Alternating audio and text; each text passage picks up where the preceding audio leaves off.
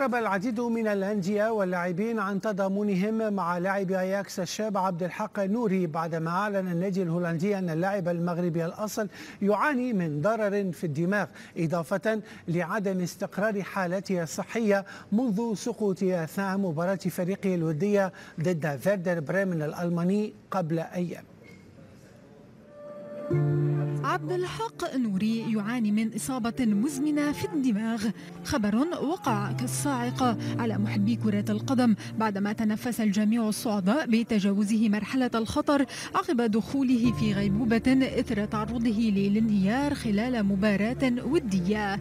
هذا الخبر الصادم استدعى تضامن العديد من لاعبي كرة القدم ومختلف الأندية مع لاعب أياكس أمستردام البالغ 20 عاما تحت وسم Stay Strong أبي، ابقى قويا أبي، على وسيلة التواصل الاجتماعي تويتر، لتتوالى التعليقات والتدوينات والصور والفيديوهات. أبرزها جاءت من نجم برشلونة الأوروغواياني لويس سواريز الذي نشر صورة له بجانب نوري عندما كان صغيرا، معربا عن حزنه الشديد لما أصابه وداعيا إياه لكي يبقى قويا. كما وجه حارس مرمى البارسا مارك تير شتيغن رسالة معبرة إلى نوري.